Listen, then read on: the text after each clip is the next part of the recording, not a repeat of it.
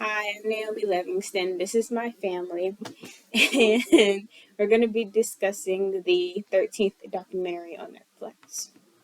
So, how did y'all feel about this documentary?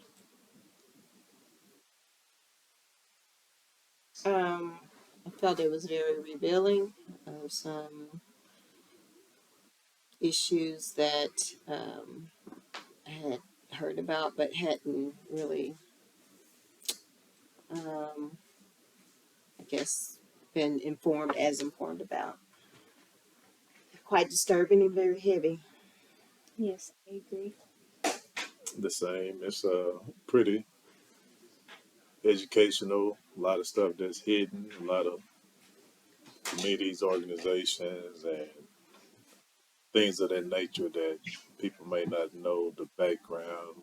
But I like timelines of history and how things develop over time. Yeah, and I feel like it's a whole lot of things that we don't get taught in school, and they like never actually come out, and it's a lot more detailed information. And So, when hearing about the statistics of the black population in prison, how did you like feel about that? Because I didn't realize that it was. I knew like we were the majority that were in the prison, but I didn't realize that it was that bad. Yeah, I mean, I'm with you on that. Quite honestly, it's a lot of information that was given in that documentary that I just had not thought about, had not had discussions of this with people before. So it's alarming. It's really alarming, and it's sad that the truth is what it is. Um, but it's kind of stumped on how do you fix it? How do you fix it? Where do you go from here? Yeah, pretty much the same. When you look at the black population with the United States, and then when you look at the imprisonment population, and like they're saying, being can't remember they said it's 40% or 80% or whatever it was. But anyway, when you have a racist, it's 13% of the United States population, and then you look up over the majority of the ones who are prison in the United States, that vast majority, that's a major problem. Yeah, it said that 1 in 13. I mean, 1 in 3 black men are expected to go to jail in their lifetime. I found that like really shocking and sad because that's crazy. Like 1 in 3 people that I know that are black males are probably gonna go to jail are expected to go. Like Yeah, that's a really sad statistic and everything. So, in the documentary, it mentioned that in the documentary they mentioned that after the Civil War, blacks were imprisoned in the masses for small crimes in order to rebuild the South. And I'm like, it's crazy because like prison is really just modern day slavery, and in order to rebuild the South, I'm like, y'all could do other things instead of just trying to get black people in prison for minor crimes that don't even really make sense like that. What are your thoughts, Roger? no, no, I didn't ask a question. I Oh, thought she just said a statement. But yeah, I mean, pretty much when you had a time when you was fighting a war and the Civil War, whatever, then um, that you granted blacks freedom, a lot of people wasn't going to be accepted to that or approve what's going on, approve of them having freedom when there have been guess approximately 4 million slaves at the time, and now we finna just let them free. And slavery, as we know, is property that you belong to people, and when you somebody belong to somebody, that means they have to work for them and do certain things, certain work, certain lifestyles. Now you telling me to cut it off? They had to think of other ways to pursue and to make you still be able to do the same work that you was doing before, and also keep you that the feeling and the mindset of being beneath others. Um, you got to strategically think of ways of keeping it going, and the way to keep it going. But yeah, you make them crime. I mean, make them criminals. When you make them criminals, every little thing that they do is going to be a crime. If you walk and you trespass on their property, if you're doing this, you don't own anything, so you're gonna have to find means of way of getting food, find means of way of getting transportation, find means of uh, way of producing for clothing or for lounging and things like that. And at that point, any little deal, um, start making up laws that, I guess there was a lot of slavery laws when you couldn't look people in the eyes, you couldn't go certain places, and you made it that it was still separate. They was free as far as not officially called slaves, but you enslaved when you're not equal. So you fought the Civil War, but you haven't fought an equal rights act of war, nothing like that. So you basically freer. Just was another step, but at the same time, we're gonna find a way to always keep you beneath us, and make sure that you not equal to us. Any thoughts, Mama? No, he said it pretty well. Okay, so then, how did you guys feel about the blockbuster film, The Birth of a Nation, especially since black people were represented as animals, cannibals, and rapists throughout the whole film? Um, that's part of the enlightenment of people. They always try to find a narrative of the negative side of anything, and always gonna try to pursue it in that way. That's to try to stay a step ahead of anybody in society, anybody in life. You try to bring out a negative connotation of somebody. You'll try to find something that's negative on anybody or any race or anything that you're against. So one person, two people, 10 people can do something, and then you'll label that whole organization, race, or whatever as that type of person. And then if you got the platform to market it in any kind of way that you want to market it, that's what you're going to do. And that's pretty much was the marketing idea and the marketing genius part of it too.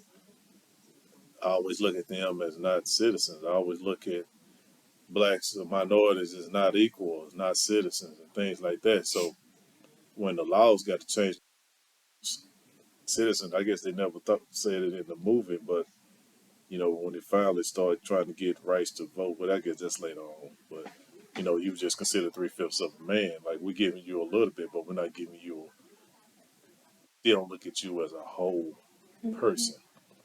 So with them labeling blacks, as all those negative things, is not surprising. I mean, it's just the way of trying to keep a negative stereotype on the minority. Mm-hmm. Mama? Um, First and foremost, blockbuster hit. Like, why? Why is it considered to be a? I mean, I understand ideally why, because I guess a lot of people went out to support it. But what made it so attractive? Why? Why? What is it about the dehumanization and the demeaning um, titles and things that's given to a specific group of people that attracts the opposite race to, guess, watch this kind of production. It's not cool. It's not fancy. It's nothing that I would be attracted to. Going as a black woman to see whatever this is marketed as. Um, Again, I mean, as I said it before, it's disturbing. This is, I've watched the documentary and my heart hurts. It's just, I don't know. It's heavy. This is a hard conversation. Not because it's a hard conversation because I've been in I guess in the dark in a sense because I haven't had conversations like this. Yeah. I've never had to face it, and I'm aware, but just not really as connected, I guess, as I should be to have these kind of conversations. Um, so here I am, just disturbed about it all. I can't even really recall seeing the movie Birth of a Nation. I'm sure I did, but or that's a documentary too, right? In the Birth of the Nation? Yeah, No, it was a popular movie it that was a movie. um I'm almost sure that I saw it, but I can't recall it. I have a way of blocking things out that are traumatic. yeah. Like it's like you know. Mm-hmm. But the way that you described it with all the titles that are given to the black race is, you I don't know what would be attractive about that. Yeah. And then I also found it like really crazy how the president at the time had a private screening Oh on yeah, it. oh yeah, Like, that part. how do you have a private screening on that? Like, it's just there's a whole lot of growth. Like we've had growth, but like there's obviously still even more growth that we need to have done Mm. because that's just for a president to have a private screening. It's Mm. like, Yeah. That sets the tone. I mean, that's your yeah, top leader, right? And so it's like, okay, private screening. He's watching it. It's almost like this must be the thing to do. mm-hmm. So whatever he does, it must be okay. So we're gonna all follow suit. Yep. Yeah. You know. Um, And then now you have all these with this representation of black people being the way it is in this movie. Now you have more people being scared and afraid, and then they're seeing the news, and it's like all they're seeing is negative things on mm, black people, and half of it isn't even true. mm, And it's just so sad because now all these people are afraid for no reason. mm, And then, like I said in the documentary, even some other people from our race are afraid of our own race because of this negative representation Yeah. in the media. Yeah. When the president set the tone, and he's elected as the top leader, and he set the tone on the negativities like that. A lot of people do follow, and so when you set the tone like that, it's no surprise that the world, blockbuster the hit. United States, see uh, certain people a certain way. Yeah. It also mentioned in the documentary that this started a new wave of the KKK and terrorism and black people and everything. And that is just so sad that people really hated a race that much towards where they would go out and purposely hang and kill and have these big groups and meetings on, oh, how are we gonna do this and we're gonna do that. It's just like, how could you have that much hatred towards people that you don't even know, you've never had a conversation with, you've never met, and like got to know the person, you don't know their background or anything, you just say, hey, the color of their skin, okay, yeah, we're gonna go out and hang you and kill you in front of all these people for no reason. Yeah, that's still, like I said, the sad part of all of this, that most judgments are made off stereotype. Most judgments are made off a movie, or most judgments are made off what somebody possibly has said or whatever. But overall, a lot of the communities were separated, segregated, so they had minor encounter with other races or whatever. But you're gonna stereotype and do everything off certain movies, certain things that people say, or certain people just say you shouldn't like people because of whatever. And that's how it was, and that's what they was going off of. But at the same time, I still go by.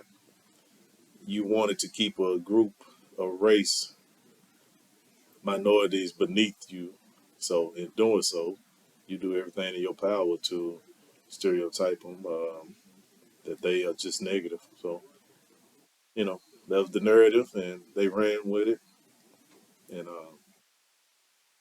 spread our nation over all this time. So yeah, yeah, And I mean, the truth of the matter is that movies are in place to tug at the emotions one way or the other, good, bad, or ugly. And so when you're talking about people's real life encounters or what's perceived to be their real life encounters, that's more relatable as opposed to watching, a cartoon or some other kind of something. We're talking about people here. So emotionally, somebody can look at that movie screen and, excuse me, um, relate that person on the screen to being sister, mother, auntie, grandma, whoever. And this animalistic character as the black man or whomever. And so it I think would tend to really pull on their emotions and cause them to be more drawn to act out in ways that are more violent and hateful. So yeah. Yeah, and with this new wave of terrorism, a lot of blacks from the South started moving to the East Coast and West Coast to get away from the terrorism, and they're basically refugees at that point because of all the crazy terrorism that was going on, you know, and they're like moving because, you know, and then they're considered refugees. Hmm. And that's sad that in your own country, you're now being terrorized and leaving your hometown because you're scared for your life. You know? yeah. They had to. Yeah, they did. I mean, you had to get away from that part of the world. The South, or like you say, you coming out of slavery. You got, uh, as they said back in the day, the South was still modern day slavery, or just it just was they wasn't gonna treat you the same or treat you equally or nothing like that. So yeah, so naturally you start moving to other places or whatever, and but yeah, that is bad to even think of a native and you calling them a refugee or something like that, or because a person that's a native, refugees is moving away from. It's basically like I guess you call it like an immigrant or whatever that's moving away from almost like a war zone or somewhere that they feel like terror in their country. And this right here was you was in United States, most born in the United States, and then they uh, fleeing to try to find better life for themselves. Number one, but hopefully for the family to get something that started. But yeah, that is. But reality, they had to move away. I mean, you had to start branching off to other parts of the United States, and then that was a good thing. But um, because the mindset wasn't changing or moving fast enough in the South, so yeah, they like I say migrated up north, east, and the west, and Midwest and things like that. I don't really have any thoughts, extra thoughts to it. add on that one? I agree with both of you.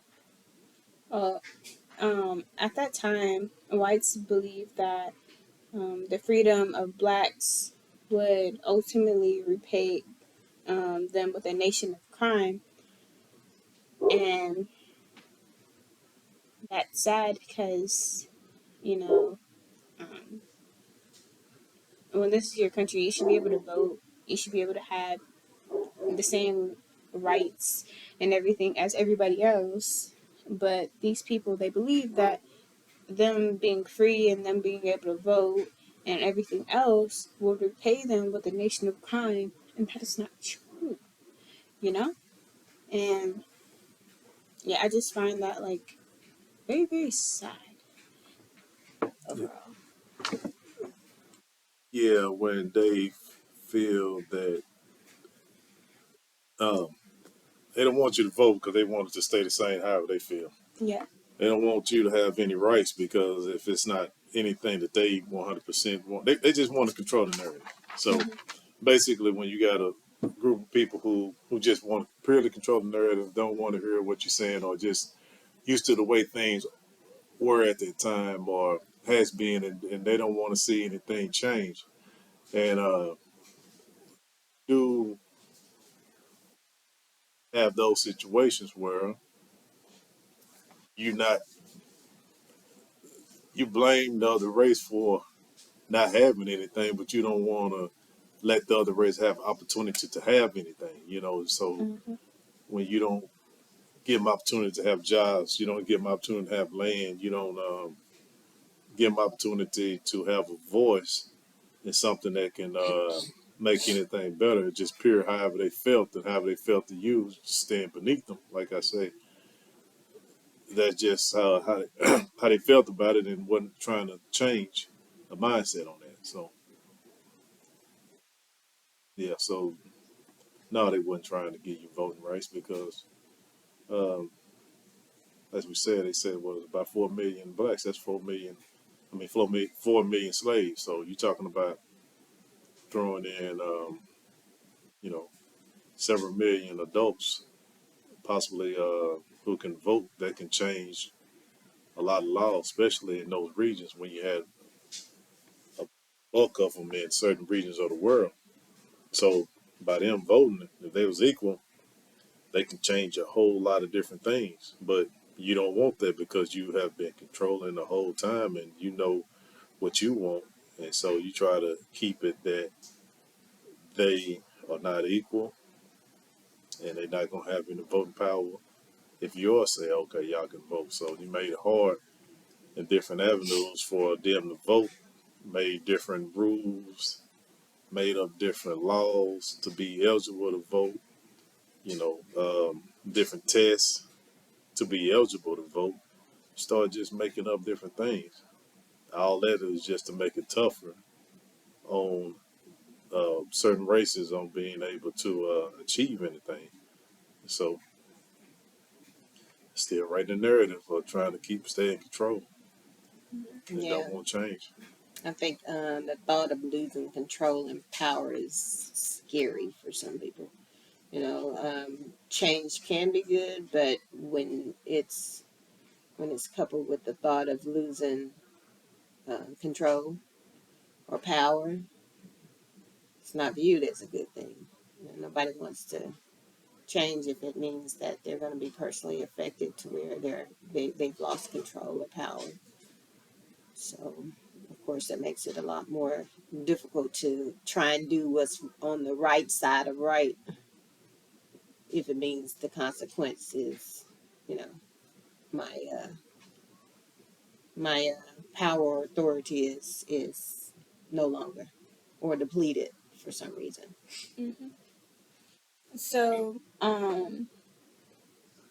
do you guys think that drugs use should be treated as a mental health issue versus a crime issue, or the opposite way? Because I feel that like um, drugs aren't always necessarily a crime. Like I understand they probably want to label it as a crime so that way everybody won't be hooked on drugs.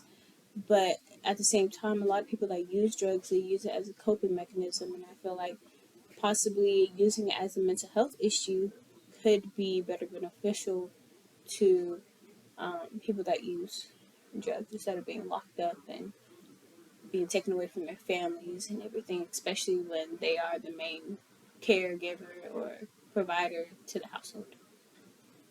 Well, I feel the same you feel on that. I mean, I feel both ways. Don't get me wrong. If something is illegal, it is illegal. I mean, I will admit that, but I do think a lot of it. I guess what I'm looking at it as, a lot of it can be on both sides because it's amazing how, like, even in the movie, but we've been on this for years when talked about crack epidemic and cocaine, and you had blacks that are probably doing crack than whites. So you made the crime for a lesser amount of crack uh, that blacks or minorities were serving a lot longer sentence than whites who was distributing or whatever cocaine that have a way more amount. And crack actually is a form of cocaine. So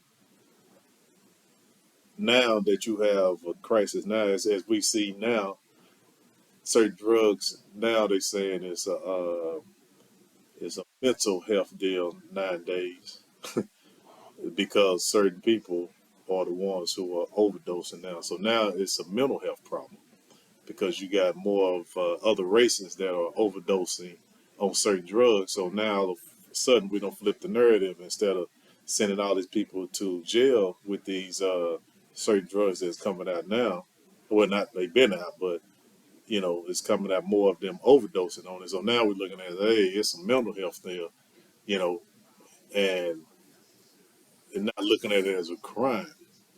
And so, you got to treat it like it is. I mean, if you want to be mental health, let's treat it as mental health. If you want to be crime, let's treat it as a crime. But picking and choosing because you got more of certain families are a little more high stature or certain families of certain race are overdosing on certain drugs, and now it's a mental crisis instead of over here you got the families uh, who are addictive. And the thing about a lot of the drugs, you always got to always remember one thing: blacks didn't bring drugs into the communities.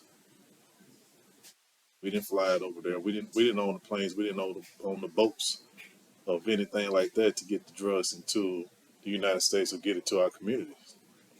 But we pay the harsher crimes for it being in our community. So you get talking about mental health and stuff like that. I mean, don't get me wrong.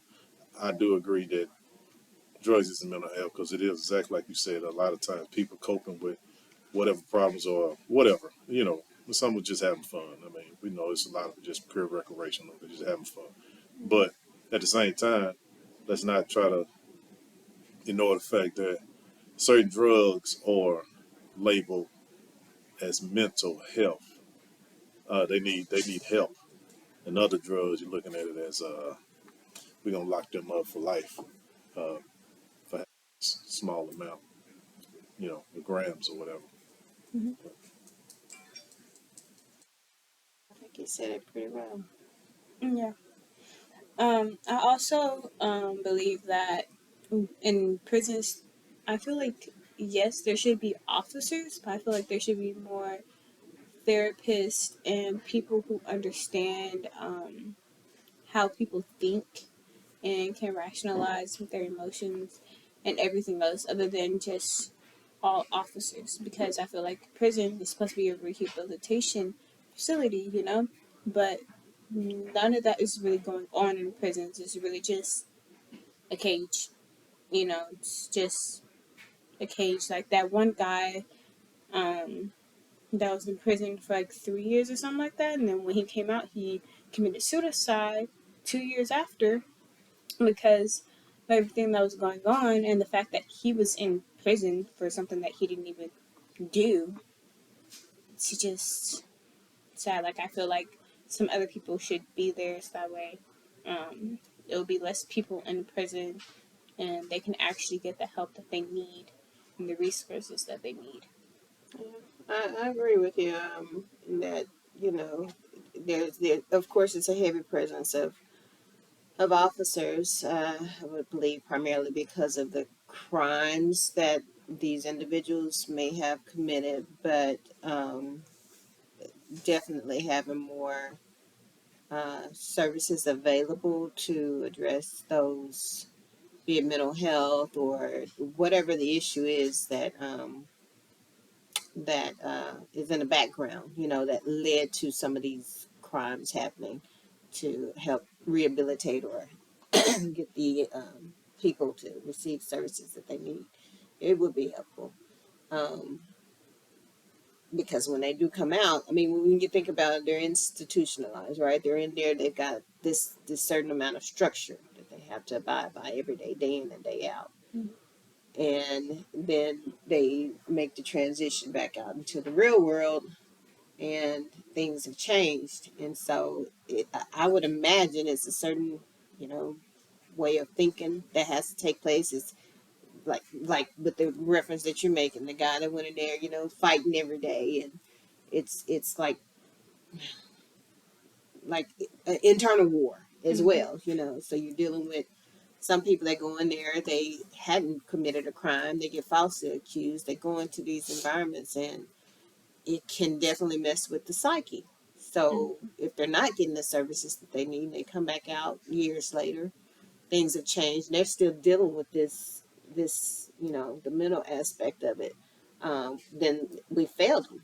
I mean, the system failed them twice, three times, however you choose to say it. So I think it would help to have more resources and services available to address some of those needs. For their long term health and well being. Yeah, and then I also feel like um, once they get out of prison, like for the ones who actually did do a crime, or yeah, for the ones that actually did do a crime, then they're labeled as felon. Then nobody wants to hire them and all this extra stuff. So once they get out, it's even harder for them to rebuild their life, and a lot of them wind up going back to jail because it's just hard. They're like, well, I have a bed here, I have 3 meals a day. I'm out there on the streets.